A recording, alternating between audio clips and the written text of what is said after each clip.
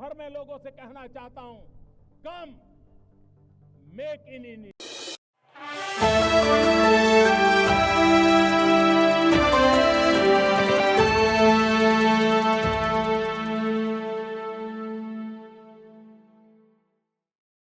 सम्मानित मंच, उपस्थित सभी आदर के योग्य मेरे पत्रकार मित्रों, विकसित दिल्ली, जब हम विकसित भारत की कल्पना करते हैं तो विकसित दिल्ली की एक अहम भूमिका है। और विकसित दिल्ली संकल्प पत्र 2025 जब आदरणीय राष्ट्रीय अध्यक्ष जगत प्रकाश नड्डा जी ने जिसका आप सबके सामने पहले अपनी बात रखी, आज उसके दूसरे भाग में मैं आप सबके सामने आया हूं। साथियों, जो हमारे संकल्प हैं वो दिल्ली को विकसित बनाने के हैं और संकल्प से सिद्धि की ये यात्रा जब हम अगले 5 वर्षों में पूरी करेंगे, भारतीय जनता पार्टी की जहां भी सरकारें रही, जन कल्याण उनकी प्राथमिकता रही, केंद्र बिंदु रहा। और हमने केंद्र सरकार में भी देखिए राज्यों के सहयोग से नागरिकों की समस्याओं का जहां समाधान किया, वहीं पर उनको सुविधाएं भी दी। सबसे बड़ी आपदा दिल्ली वाली आपदा तो है ही जो 11 साल से है, लेकिन देश ने आपदा देखी जब कोविड पैंडेमिक है। उस आपदा के समय भी नरेंद्र मोदी जी ने जिस तरह से नेतृत्व दिया, जन कल्याणकारी योजनाएं लेकर आए, 80 करोड़ लोगों को मुफ्त में अनाज दिया, मुफ्त में इंजेक्शन लगाया, कोविड की समस्या से बाहर निकाला, वो तो एक था ही। उसके अलावा भी जन कल्याणकारी बहुत सारी योजनाएं आई। मैं छोटा सा उदाहरण देता हूं, उत्तर प्रदेश और मध्य प्रदेश में जो 60 साल से कांग्रेस नहीं कर पाई, वो नरेंद्र मोदी जी की सरकार ने किया, भाजपा ने किया। केन बेतवा नदियों को जोड़ने के लिए और उस पर जल विद्युत परियोजना लगाने के लिए 44,605 करोड़ रुपए का प्रोजेक्ट मंजूर किया था। आज वो शानदार कार्यक्रम चल रहा है। हमने जल जीवन मिशन भी चलाया। पहाड़ों में 17,000 फीट हाइट पे भी नल से स्वच्छ जल आता है, लेकिन आपदा ने जल जीवन मिशन दिल्ली में लागू नहीं किया। पूछिए अरविंद केजरीवाल जी से क्यों नहीं किया, आतिशी जी से पूछिए क्यों नहीं किया। यहां नलकों से गंदा पानी आता है दिल्ली में। आयुष्मान भारत वो यहां पे लागू नहीं किया, जो 5 लाख रुपए का इलाज देश के 60 करोड़ लोगों को मिलता है, यहां लागू नहीं किया। राजनीतिक लाभ उठाने के लिए उन्होंने जन कल्याणकारी योजनाओं को आपदा ने लागू नहीं किया, आतिशी जी और अरविंद केजरीवाल जी ने लागू नहीं किया।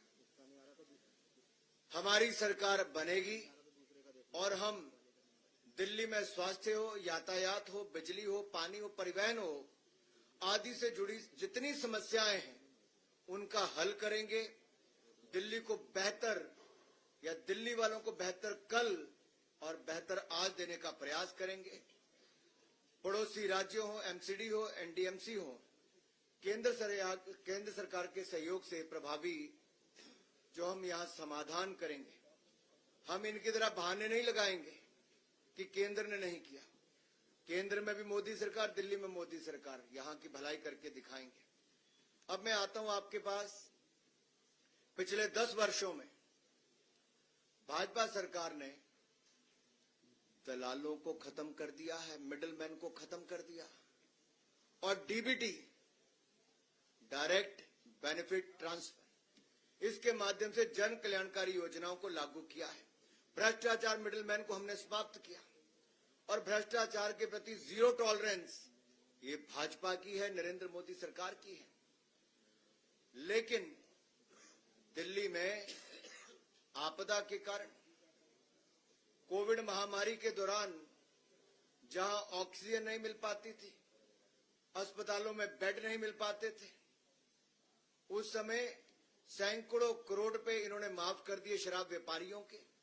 2026 करोड़ का घोटाला आपदा ने, आम आदमी पार्टी ने किया और कैग की रिपोर्ट जब आ गई तो उस रिपोर्ट को भी विधानसभा में नहीं लेकर गए। मेरा सीधा सवाल है आम आदमी पार्टी से,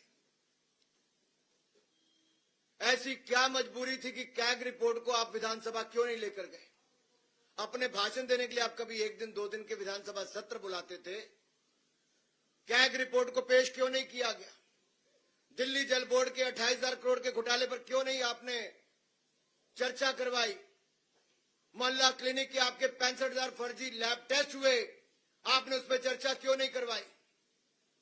कोविड महामारी के दौरान आपने शीश महल घोटाला किया, अपने घर का निर्माण किया, इन घोटालों पर चर्चा क्यों नहीं हुई? भारतीय जनता पार्टी की सरकार बनेगी, हम आम आदमी पार्टी के कुशासन और भ्रष्टाचार के खिलाफ, चाहे डीटीसी की बात हो, मोहल्ला क्लिनिक की बात हो, शराब घोटाले की बात हो, जल बोर्ड से जुड़े घोटाले की बात हो, इन पर एसआईटी की जांच बिठाएंगे, भारतीय जनता पार्टी बिठाएगी। और जीरो टॉलरेंस हम भ्रष्टाचार के प्रति रखेंगे। दिल्ली वालों से हमारा वायदा है, दिल्ली की जनता से हमारा वायदा है, और ये हमारा ट्रैक रिकॉर्ड बोलता है। 2014 से लेकर 2025 तक नरेंद्र मोदी जी की सरकार दिल्ली में है, यानी कि देश में 1 रुपए के भ्रष्टाचार का कोई आरोप नहीं लगा पाया। 2001 से लेकर 2014 तक मोदी जी मुख्यमंत्री थे, कोई 1 रुपए के घोटाले का आरोप नहीं लगा पाया। लेकिन आज आम आदमी पार्टी की दिल्ली की सरकार ने, जो हमारा दिल्ली प्रदेश है, जो कभी घाटे में नहीं था, वो पहली बार राजस्व घाटे में होगा। रेवेन्यू डेफिसिट में हमारी दिल्ली, ये केजरीवाल जी और आतिशी जी और आम आदमी पार्टी के कारण हो पाया। साथियों, अगली बात मैं करना चाहूंगा, शिक्षा को लेकर न्यू एजुकेशन पॉलिसी 34 वर्षों के बाद लाई तो भारतीय जनता पार्टी नरेंद्र मोदी जी लेकर आए। और केवल शिक्षा नीति ही नहीं, न्यू एजुकेशन पॉलिसी नहीं, हमने यहां पर, मैं आप देखिए 2014 से पहले क्या था, मात्र 16 आईआईटी थे देश में, आज बढ़कर 23 हो गए। 13 आईएम थे, आज बढ़कर 20 हो गए। 9 ट्रिपल आईटी थे, आज बढ़कर 25 हो गए। 8 एम्स से बढ़कर 24 हो गए। 308 मेडिकल कॉलेज थे, आज 706 हो गए। हर जिले में मेडिकल कॉलेज का सपना हमारी सरकार पूरा कर रही है। 157 नर्सिंग कॉलेज अभी हाल ही में हमने मंजूर किए। और यही नहीं, आईटीआई 11,847 से बढ़कर 1.5 गुना ज्यादा 14,955 हो गए। यूनिवर्सिटीज मात्र 723 थी, आज वो 1147 पार कर गई। मेडिकल कॉलेज तो मैंने आपके सामने रख ही दिया। साथियों, यही नहीं, हमने 10,000 से ज्यादा अटल टिंकरिंग लैब खोलने का काम किया है। साइंस को बढ़ावा दिया, साइंस को ही नहीं, साथ ही साथ हमने स्टार्टअप्स को भी बढ़ावा दिया। आज 1,20,000 स्टार्टअप है, 107 यूनिकॉर्न है, और दुनिया में हमारा देश कहीं नहीं था, आज दुनिया का तीसरा सबसे बड़ा स्टार्टअप इकोसिस्टम बन गया है।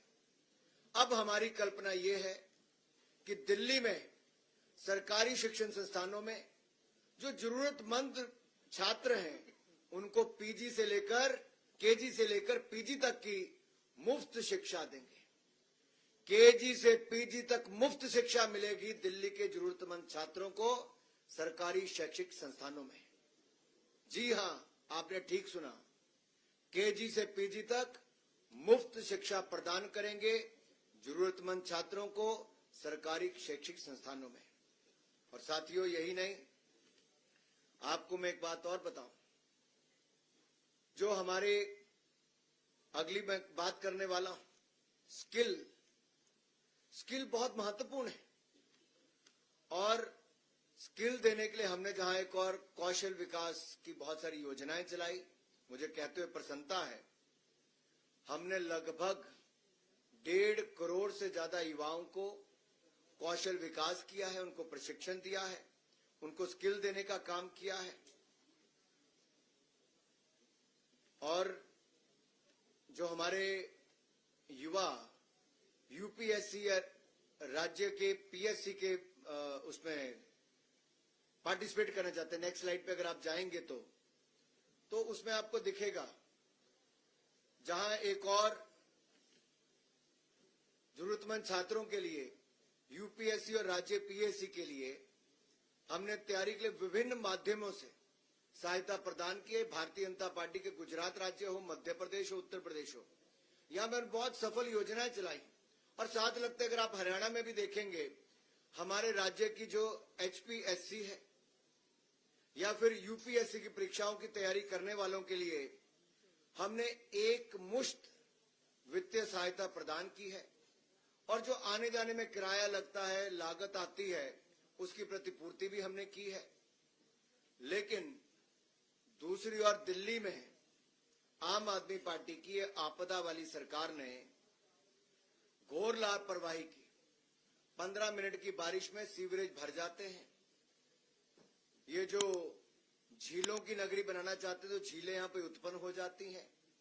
और हमारे सिविल सर्विस के जाने वाले जो हमारे ऐसे अभ्यर्थी थे, उनकी डूबकर मौत हो जाती है। ये दिया है आपदा की दिल्ली की सरकार ने। लेकिन अब हम दिल्ली के युवाओं के लिए राज्य की विभिन्न प्रतियोगी परीक्षाओं की तैयारी में उनको सक्षम बनाने के लिए एक मुश्त 15,000 रुपए की वित्तीय सहायता प्रदान करेंगे, ताकि वो प्रतियोगी परीक्षाओं के लिए अच्छी तैयारी कर सकें, उनके मां बाप पर कोई बोझ ना बने, हमारे दिल्ली के युवा शानदार रिजल्ट दे सकें और परीक्षा केंद्र की यात्रा की लागत भी और आवेदन शुल्क की 2 अटेम्प्ट तक प्रतिपूर्ति हमारी भारतीय जनता पार्टी की सरकार करेगी। ये वायदा है हमारा दिल्ली के युवाओं से। और दिल्ली के युवाओं से कहता हूं, ये मोदी की गारंटी है, जिसकी पूरा होने की भी पूरी गारंटी है। अगला मैं आपके सामने रखना चाहूंगा, हमारे अनुसूचित जाति वर्ग के इनकी कितनी अनदेखी की है। मेरा केजरीवाल जी से सवाल है, मेरा आम आदमी पार्टी से सवाल है, अतिशी जी कहने को मुख्यमंत्री है या नहीं किसी को पता नहीं है। 5 वर्षों में जितनी मेरे हाथ पर उंगली है ना साहब, 5 वर्षों में केवल 5 SC छात्रों को स्कॉलरशिप छात्रवृत्ति दी है इस आम आदमी पार्टी ने। आपदा सरकार ने 5 सालों में केवल 5 SC छात्रों को छात्रवृत्ति प्रदान की है, केवल 5। इन्होंने तो कहा था SC समाज से हम उप मुख्यमंत्री बनाएंगे। बनाया क्या? 5 नहीं 11 साल बीत गए। लेकिन भारतीय जनता पार्टी की जहां जहां सरकारें, आप देखिए हमारी केंद्र की सरकार में जब से मोदी जी की सरकार आई, अनुसूचित जाति वर्ग के कल्याण के लिए हमने 250 गुना 250% यानी कि 2.5 गुना की वृद्धि की है। और SC ST OBC के उद्यमियों के लिए PM मुद्रा योजना हो, इसमें 40 करोड़ के ऋण के प्रदान किए। स्टैंड अप इंडिया हो, उसमें हमने SC ST और महिलाओं के लिए उपलब्ध करवाया है।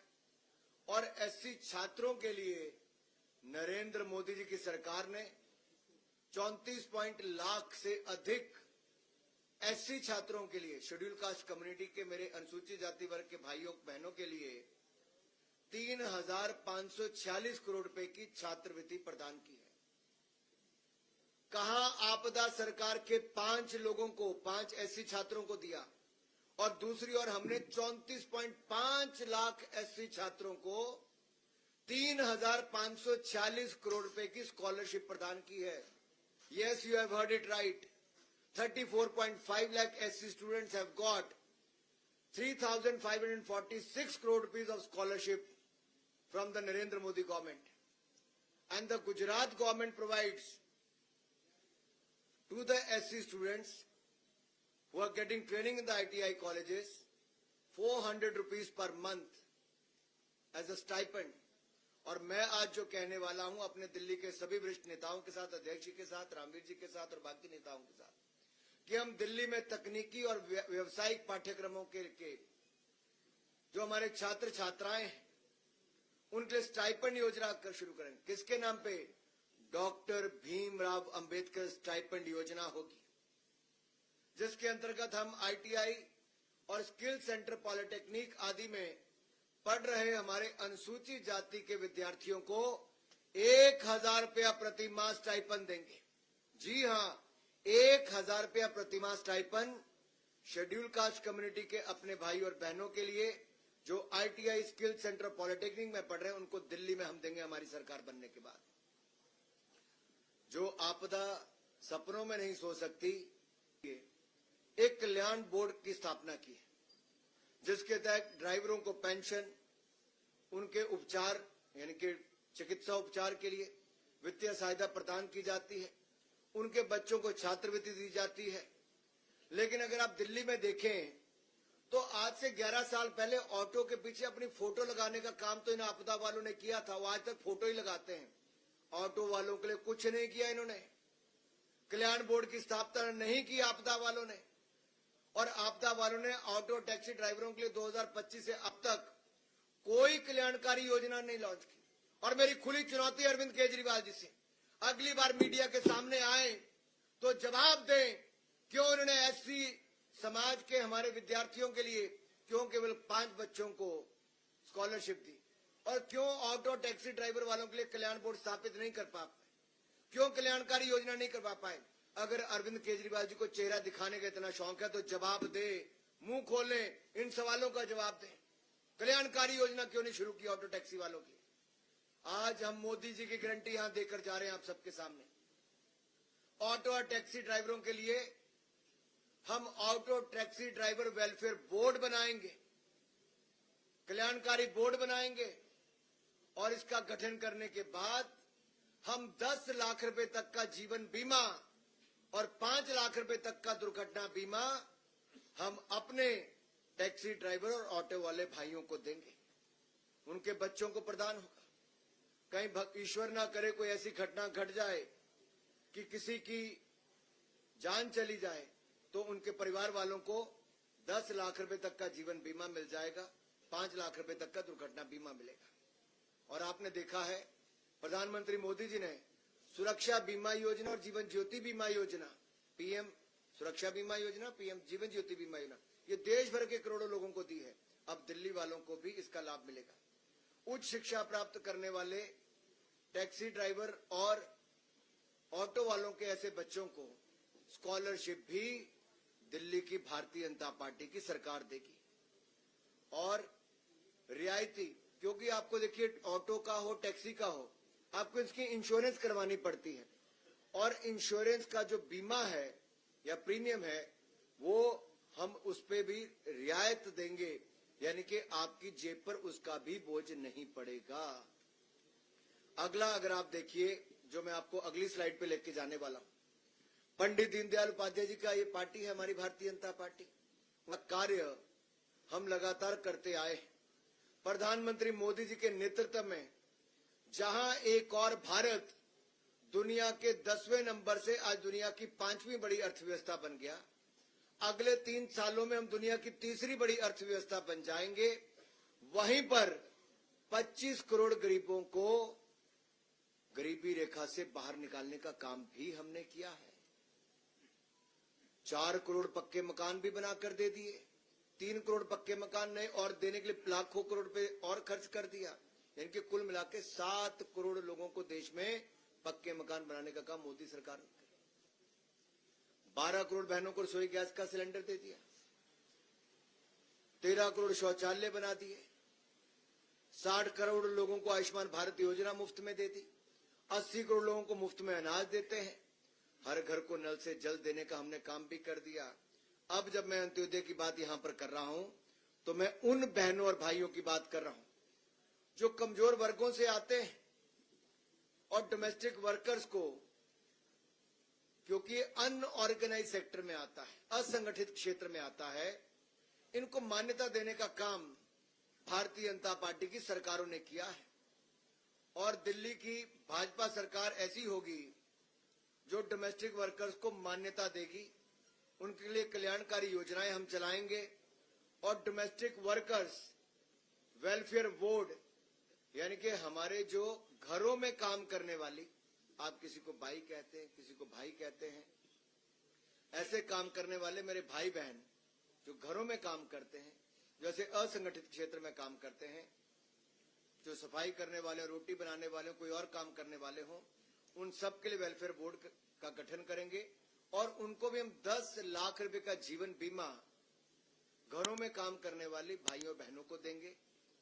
5 लाख रुपए तक का हम उनको दुर्घटना बीमा देंगे और उनके बच्चों को उच्च शिक्षा प्राप्त करने के लिए स्कॉलरशिप छात्रवृत्ति भी भारतीय जनता पार्टी देगी।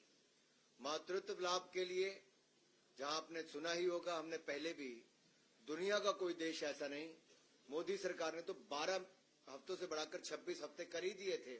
यहाँ 6 महीने की पेड मैटरनिटी लीव, 6 महीने की पेड मैटरनिटी लीव, ये भी हमारी पार्टी यहाँ पर करने देने वाली।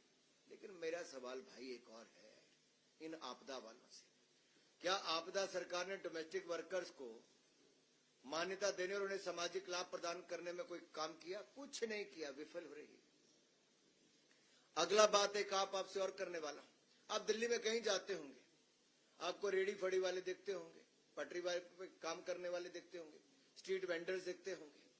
आप याद करिए कोविड के टाइम पे दुकानदारों को, फैक्ट्री वालों को, उद्योग वालों को, उद्यमियों को, जहां एक और मोदी सरकार ने 4 लाख करोड़ रुपया खर्च करके हमने पैसा दिया था, 20% एडिशनल वर्किंग कैपिटल दी थी, उनके उद्योग बंद नहीं होने दिए, उनको 6 महीने का मॉरिटोरियम पीरियड दिया। वहीं पे रेडी पटरी, रेडी फड़ी लगाने वालों को भी, स्ट्रीट वेंडर्स को भी हमने एक नई योजना लेकर आए थे, प्रधानमंत्री स्वनिधि योजना। और पीएम स्वनिधि योजना के अंतर्गत देश भर में 68 लाख से ज्यादा स्ट्रीट वेंडर्स को 50,000 रुपए तक का कोलेटरल फ्री, यानी कि कोई घर जमीन कुछ गिरवी नहीं रखना पड़ता, कोई गारंटी नहीं देनी पड़ती, ये ऋण उपलब्ध कराया तो नरेंद्र मोदी जी की सरकार ने। और दिल्ली में लगभग 1,90,000 स्ट्रीट वेंडर्स को इसका लाभ मिला। 10,000 मिला, किसी को 20,000 मिला, कोई 50,000 रुपए तक पहुंच गया। और अब जब हमारी सरकार बनेगी तो पीएम स्वनिधि योजना के लाभार्थियों की संख्या 1,90,000 नहीं, सुन लो मेरे रेडी वाले, पटरी वाले, फड़ी वाले भाई और बहनों, स्ट्रीट वेंडर्स, अब आप 1,90,000 स्ट्रीट वेंडर्स को नहीं, अब लगभग दुगनी, यानी कि लगभग 4 लाख स्ट्रीट वेंडर्स को ये लाभ मिल जाएगा। लेकिन आपदा के राज पर तो स्ट्रीट वेंडर्स पर हमले होते हैं। केजरीवाल जी की जो गुर्गा गैंग है, या आप कुछ कह लीजिए, उनकी कौन सी टीम चलती है इनकी, क्या कहा था आपने? Sleeper cell. इनके कई स्लीपर सेल हैं भाई। एक स्लीपर सेल इनका स्ट्रीट वेंडर्स को वो हमले भी करवाते हैं, ऐसा भी करते हैं, उग्राही करते हैं, वहां पे स्ट्रीट वेंडर्स को बेदखल करते हैं। वो कहते हैं कि आप तो दिल्ली वाले हो नहीं, जहां से आए हो पूर्वांचल के, भाग जाओ यहां से। और आपको याद होगा 2021 में ये स्ट्रीट वेंडर्स ने मुख्यमंत्री आवास के बाहर एक बहुत बड़ा धरना प्रदर्शन भी किया था, नहीं किया था? अब आपको धरना प्रदर्शन करने की जरूरत नहीं मेरे रेडी पटरी फड़ी लगाने वाले भाई और बहनों। अब तो आपको सुविधा देने के लिए भारतीय जनता पार्टी की सरकार आने वाली है। नरेंद्र मोदी जी की गारंटी हम लागू करके दिखाएंगे, लाभार्थियों की संख्या को दुगनी करके दिखाएंगे। साथियों, हमने जहां एक और रीस्किल अपस्किल, जो मैंने आपको पहले कहा, ये बहुत आवश्यक, इसलिए आज दुनिया बड़ी तेजी के साथ बदल रही है। हमने 1.4 करोड़ लोगों को स्किल किया है। दुनिया की सबसे बड़ी स्किल्ड मैन पावर हम भारत में बनाना चाहते हैं। We want to make India the world's largest skilled manpower, and for that we already have a skill ministry in place, and we have done, if you look at 54.27 lakh reskilling and upskilling programmes have taken place. इतने ज्यादा युवाओं को हमने वहां पे किया है। दिल्ली में भी हम उनको और रीस्किल अपस्किल भी करेंगे और स्किलिंग का प्रोग्राम भी हम आगे बढ़ाएंगे। मुझे अपनी बात यहां तक रखनी थी। आपके मन में कोई और सवाल हो तो आप उठा सकते हैं। मैं आपका आभारी हूं, आपने सवाल पूछा भाई। प्रधानमंत्री मोदी जी ने देश में जहां जहां झुग्गियां थी, जिसके बाद कच्चे मकान भी नहीं थे, उनको भी 4 करोड़ पक्के मकान बनाकर दे दिए। 4 करोड़ पक्के मकान, और 3 करोड़ पक्के मकान और मंजूर कर दिए प्रधानमंत्री नरेंद्र मोदी जी ने। और दिल्ली के झुग्गी वाले मेरे भाई और बहनों से मेरा हाथ जोड़कर निवेदन है, और मैं आपको कहना चाहता हूं, जहां झुग्गी वहां मकान। ये नरेंद्र मोदी जी की गारंटी है। झुग्गी वालों को पक्का मकान बनाकर देंगे, हम केजरीवाल जी की तरह नहीं हैं कि मकान खाली पड़े रहे और वहां पर धूल ही धूल है। हमारे अध्यक्ष जी तो जाकर भी आए। अभी क्या किया इन्होंने? आज सफाई कर्मचारी की बात है, बाकी कुछ नहीं किया। 50,000 से ज्यादा है। हम आएंगे, हम पक्के घरों की चाबियां, अपना मकान का सपना पूरा करने का काम ये झुग्गी वालों के लिए करके दिखाएंगे। चाबी देने का काम, पहला काम भी नरेंद्र मोदी जी के हाथ से करके दिखाएंगे। फर्क एक है, आम आदमी पार्टी की घोषणा होती है, होता नहीं। भाजपा जो कहती है वो करके दिखाती है, संकल्प से सिद्धि तक लेकर जाती है, गारंटी पूरा करके दिखाती है। और मैं आपको एक बात यहां पे कहूं, मैंने जो सबसे पहला कहा डीबीटी, अगर आप यूपीए की सरकार का समय देखेंगे तो उनके समय लीकेज होती थी। ऐसी बेटियां जो पैदा नहीं हुई उनको शिक्षा के पैसे भी मिल गए, उनके शगुन के पैसे भी मिल गए, उनकी मृत्यु पे भी उनके घर वालों को या उनके घर वाले को मरे तो विधवा के पैसे भी मिल गए। ऐसा फर्जी आंकड़े कांग्रेस की सरकार के समय और आम आदमी पार्टी के समय चलते हैं। लेकिन भाजपा ने, हमने आधार कार्ड भी खुला दिया, बैंक खाते भी खुलाए और डायरेक्ट बेनिफिट ट्रांसफर भी, डीबीटी भी करके दिखाया। हमने जो कहा वो करके दिखाया। ट्रैक रिकॉर्ड, ये भाजपा का ट्रैक रिकॉर्ड कहता है कि मोदी जो कहते हैं वो करके दिखाते हैं। मैं आपका आभारी हूं कि आपने सवाल पूछा। कुछ लोग चुनावी हिंदू होते हैं, एक्सीडेंटल हिंदू होने का काम भी करते हैं और शायद उनको ये भी नहीं पता कि सोने का हिरण बनके रावण नहीं राक्षस मारीच आए थे। और शायद ये वही लोग हैं आपदा वाले जिन्होंने दिल्ली के स्कूलों की हालत खड़ी कर दी है कि क्लास 9वीं की कक्षा के 1 लाख से अधिक छात्र फेल हो गए। 1 लाख से अधिक छात्र केवल 9वीं कक्षा के फेल हो गए। 2021-22 में ये 28,531 छात्र फेल हुए थे, जो आंकड़ा बढ़कर 1 लाख फेल हो गए पिछले साल। अगर गलती से आम आदमी पार्टी की सरकार बनी तो आप सोचिए आंकड़ा कितना बढ़ जाएगा। जो कहते थे कि 500 नए स्कूल खोलेंगे, मैं आपके सामने पूछता हूं, अरविंद केजरीवाल जनता के सामने आकर बताएं कहां खोले 500 नए स्कूल। जो कहते थे 20 नए कॉलेज खोलेंगे, क्या एक भी नया कॉलेज खोला है? इनकी अपनी भी शिक्षा और ज्ञान अधूरा है और दिल्ली के बच्चों को भी ना पाठशाला दी, मधुशाला दी, अब ना कॉलेज दिया, ना सही ज्ञान दिया और फेल होने पर मजबूर किया। और कक्षाओं के निर्माण में भी 1300 करोड़ रुपए का घोटाला, 1300 करोड़ रुपए का घोटाला। ये दिल्ली विजिलेंस डायरेक्टरेट की रिपोर्ट के आधार पर मैं कह रहा हूं, 1300 करोड़ रुपए का घोटाला ये आपदा ने किया है, आम आदमी पार्टी की सरकार। देखिए, जहां तक ऑटो ड्राइवर और टैक्सी ड्राइवर्स की बात है, हमने पहले कहा ऑटो ड्राइवर और टैक्सी वालों की चिंता मुक्त कर देंगे, सुविधाओं से युक्त कर देंगे और auto taxi driver welfare board बना कर देंगे। 10 लाख का जीवन बीमा, 5 लाख का दुर्घटना बीमा, बच्चों के लिए उच्च शिक्षा के लिए छात्रवृत्ति देंगे और जो उनको इंश्योरेंस अपनी टैक्सी ऑटो की करानी पड़ती उसमें भी रियायत देंगे। यही नहीं, अगर उनकी कोई और समस्या भी होगी तो उनका समाधान भी भारतीय जनता पार्टी करके देगी। जिसके हस्ताक्षर हो, जिसका लेटर हेड हो और बांग्लादेशी घुसपैठी और रोहिंग्यों को दिल्ली में बसने की पूरे कागज तैयार किए गए, ये कोई और नहीं, ये अरविंद केजरीवाल जी, अतिशी जी, आम आदमी पार्टी के नेताओं के इशारे पर, उनके नेताओं के लेटर हेड पर ये जाली सर्टिफिकेट बन रहे हैं। आधार कार्ड से लेकर वोटर कार्ड बन रहे हैं, मुफ्त के राशन खाने से लेकर दिल्ली वालों की नौकरियां खाने का काम रोहिंग्या मुसलमान और बांग्लादेशी घुसपैठिए, ये आम आदमी पार्टी के इशारों पर हो रहा है, उनके लेटर हेड पे हो रहा है, उनके विधायकों के माध्यम से हो रहा है, उनके नेताओं के माध्यम से हो रहा है। दिल्ली की जनता से माफी मांगनी होगी कि रोहिंग्या मुसलमानों को, घुसपैठियों को शरण क्यों दी जा रही है।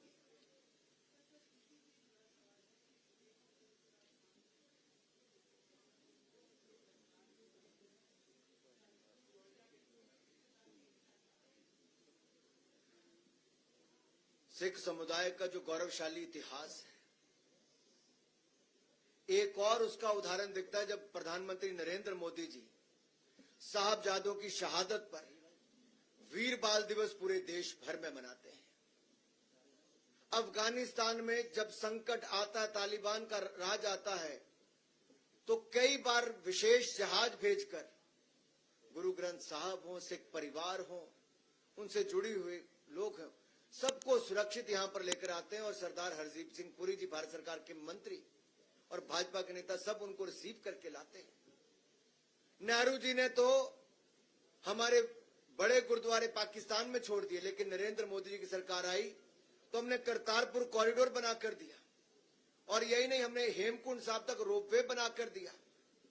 लेकिन जो कांग्रेस जिसने 1984 के सिख दंगे करवाए थे, जिनके बड़े बड़े नेताओं के कत्लेआम में हाथ पाया गया, एसआईटी की जांच भी अगर सिख दंगों पर 1984 के दंगों पर कराई तो नरेंद्र मोदी की सरकार ने कराई। और यही नहीं, हमने गुरुओं के 550वां प्रकाशोत्सव गुरु नानक देव जी का, 400वां गुरु तेग बहादुर जी का पूरे धूमधाम से देश और दुनिया में नरेंद्र मोदी की सरकार ने मनाया। कांग्रेस ने सिखों के दंगे कराए तो अरविंद केजरीवाल की पार्टी ने और उनके नेताओं ने सिखों को नीचा दिखाने का काम किया। इतने गंदे शब्द सिख समुदाय पर बोले गए। किससे मिलाने का काम किया? घुसपैठियों, रोहिंग्यों के साथ, बांग्लादेशियों के साथ। आम आदमी पार्टी को इसका खामियाजा भुगतना पड़ेगा। सिख समुदाय कभी माफ नहीं करेगा। एक अंतिम क्वेश्चन।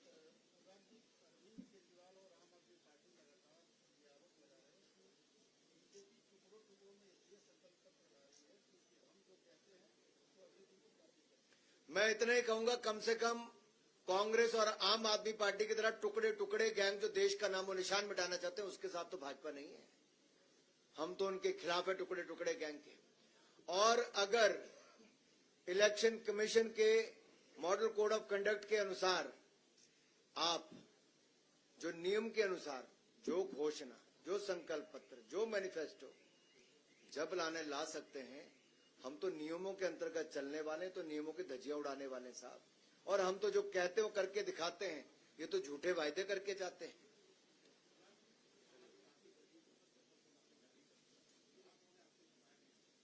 मुझे बताइए, ये जो आम आदमी पार्टी का कोई दुल्हा है क्या? मेरा सवाल ये, कौन है दुल्हा उनका? अरविंद केजरीवाल जी जब मुख्यमंत्री थे तब इनके 15 विधायक जेल गए, इनके 8 मंत्री जेल गए, इनका उप मुख्यमंत्री जेल गया, इनका मुख्यमंत्री जेल गया, इनका सांसद जेल गया।